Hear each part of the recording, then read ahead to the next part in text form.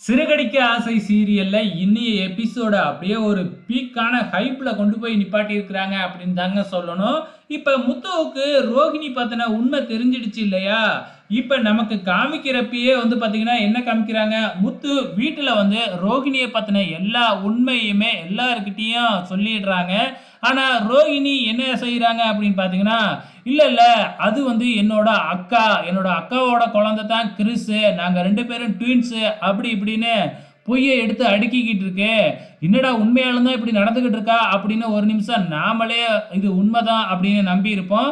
அதுக்கப்புறம் தான் இது எல்லாமே நம்ம முத்துவோட கற்பனை தான். இப்ப பார்ல உட்காந்து தண்ணி அடிச்சுக்கிட்டு இருக்கிறாப்ல இல்லையா? ஸோ முத்து வந்து திடீர்னு வந்து பார்த்தீங்கன்னா, இப்படி கற்பனையில நெனச்சு பார்த்துட்டு, "இல்ல இவ பொய் சொல்றா, பொய் சொல்றா" அப்படின்னு பார்லயே கத்துறாப்ல. எல்லாருமே முத்துவ பார்த்து சிரிக்கிறாங்க.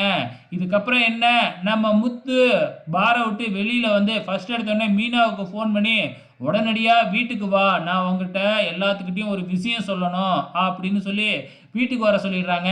இங்க நீத்துவோட ரெஸ்டாரண்ட்ட காமிக்கிறாங்க. ரெஸ்டாரண்ட் காத்து வாங்குதாட்டுக்கு யாருமே வரவே இல்ல. நீத்து ரவிய கூப்பிட்டு புலம்பிக்கிட்டு இருக்கிறாங்க. ஏன்னா அவங்க ஒய்ஃப் ஸ்ருதியோட ஹோட்டல் நல்லா பிக்கப் ஆகி ஓடிக்கிட்டு இருக்கு இல்லையா? இப்ப நீத்துவோட ஹோட்டல்ல வேலை பார்க்குறவங்க வேறயா, "நான் இந்த வேலைக்கு இனிமேக்கு வரல. நான் வேற ஹோட்டலுக்கு போய்க்கிறேன். இங்க சம்பளமும் கம்மியா இருக்கு. ஆளும் வரமாட்டேங்கிறாங்க" அப்படின்ட்டு வேலைய விட்டுட்டு வேறயா போயிடுறாங்க.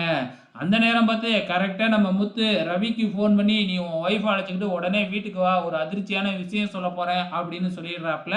இங்க எல்லாருமே முத்துக்காக வீட்ல வெயிட் பண்ணிக்கிட்டு இருக்கிறாங்க. ரோஹிணிக்கு ஒண்ணுமே புரியவே இல்ல. இந்த மனோஜ் வேறயா வீட்டுக்கு வந்து முத்து எங்க அப்படின்னு தேடிக்கிட்டு இருக்கிறாப்ல. காரணம் என்ன அப்படின்னு பார்த்தீங்கன்னா, கிறிஸ வந்து தத்து குடுக்கணும். அதுக்காக ரூ. 25,00,000 கிடைக்கும் இல்லையா? அத தன்னோட அம்மாகிட்ட சொல்லி சந்தோஷப்பட்டுக்கிட்டு இருக்கிறாங்க. எப்படியாச்சும் முத்துக்கிட்ட பேசி கிறிஸ வெளிநாட்டுக்கு தத்து குடுத்துறணும் அப்படிங்கிற எண்ணத்துல தான் இருக்கிறாப்ல. கொஞ்ச நேரத்துல வந்து நம்ம முத்துவும் வந்துடுறாப்ல. வர்றவரு சாதாரணமா வரல. போதையில தான் வர்றாப்ல. வந்த உடனே கதவு, ஜன்னல் இதை எல்லாத்தையுமே சாத்திக்கிட்டு இருக்கிறாப்ல. அங்க போற மனோஜ் வந்து பாத்தீங்கன்னா, நானும் ரோகிணியும் சேர்ந்து ஒரு முடிவு பண்ணியிருக்கோம். கிறிஸ வந்து தத்து குடுக்கலாம் அப்படின்னு முடிவு பண்ணிட்டோம் அப்படின்னு முத்துக்கிட்ட சொல்லிக்கிட்டு இருக்கிறாப்ல. என்னது?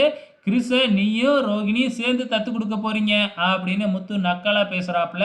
இதோட இன்னிய எபிசோடு முடிஞ்சிடுச்சு. ஒரு ஹைப்பான ஒரு இதுல போய் தான் நிப்பாட்டி இருக்கிறாங்க. நாளைக்கு என்ன நடக்கும் அப்படிங்கிறத பொறுத்திருந்து பார்க்கலாம்.